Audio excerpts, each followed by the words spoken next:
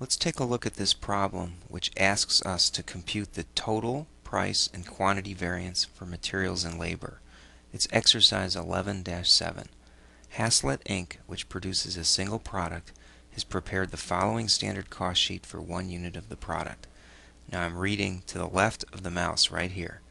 Okay, direct materials were 8 pounds at $2.50 per pound for a total of $20. Direct labor, 3 hours at $12 for a total of $36. Okay, those are the cost per 1 unit of the product. During the month of April, the company made 230 units. I'm reading to the left of my mouse here. And they incurred the following costs. $4,940 for direct materials purchased, and they used 1,900 pounds. And direct labor was 700 hours. Alright, now let's take a look at those variances, and I'll slide over a diagram that'll help us understand how they're related.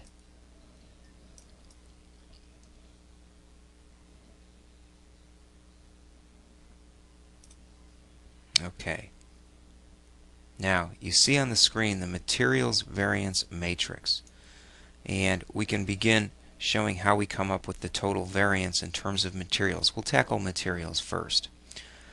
We could quickly just go to the end because we know that there was $4,940 of actual expenses, and then we could compute the standard at $4,600. Well, how did we compute that? We had to take the standard quantity times the standard price, and they gave us the standard quantity would be 250 per pound. And if there's 8 pounds per unit, and we made how many units? 230. If you multiply that out, you'll come up with $4,600. But let's look at it piece by piece. Alright, to come up with the price variance, we're comparing the actual price versus the standard price at actual quantity. So here's the actual price and the standard price. Now, how do we come up with that? That's that $4,940 taken from right here. And when we divide it by the 1,900 pounds, we come up with what the actual cost per unit was. So it's $260. Okay? And that's when I say per unit, now it's per pound. Now they told us the standard was 250 or 8 pounds. Okay, so 1,900 units at 250 gets us 4,750. So that's 1,900 pounds, 250 per pound. We should have expected to spend 4,750 for the actual quantity at the standard price. So the difference between 1,900 units at 260 versus 250 amounts to $190. And that's our price variance. Now over on quantity variance, we take a look at the standard quantity times the standard price. Now again, 1,840 units is what we were expecting to make. Well, how did we come up with that? The 1,840 is 230 units times 8 pounds. When you multiply that out, you get 1,840. The standard was given, $2.50. So that's our 4,600 standard quantity at standard cost. When we compare the standard quantity at the standard price, which is 1,840 at 250, versus the actual quantity at the standard price, which is 1,900, we come up with a quantity variance. So another way of computing that would just be to take the 250 standard price times the difference between the actual quantity and the standard quantity. So we get $150 of an unfavorable quantity variance. Price variance was also unfavorable, and the reason we know that is it actually cost us $260 where the standard called for $250.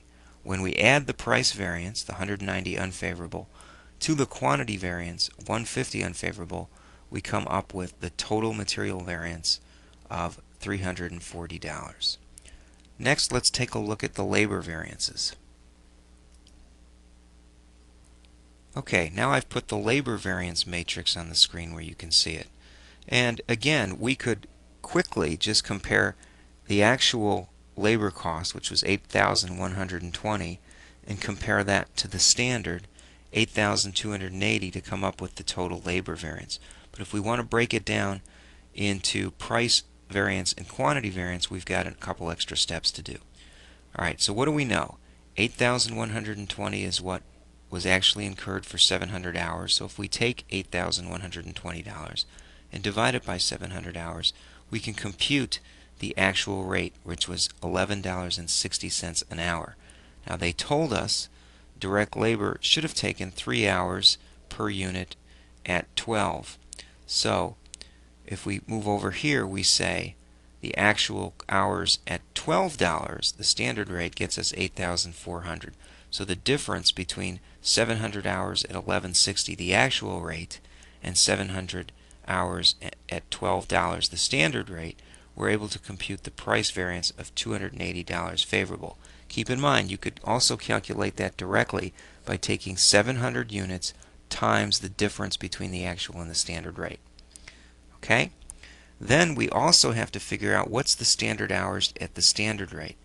Well, it's 690 hours. How do we know that? We take 230 and we multiply it times the 3 hours given right there is what the standard calls for.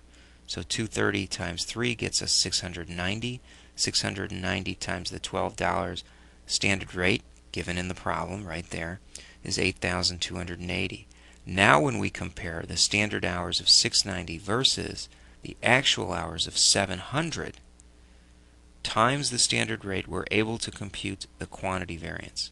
And again, you could calculate that directly by taking the standard rate times the difference between the actual hours and the standard hours. In this case, it's 120 unfavorable, so we have to subtract the 120 unfavorable of a quantity variance from the price variance, which was 280 favorable, and the net effect is a total labor variance of $160 favorable.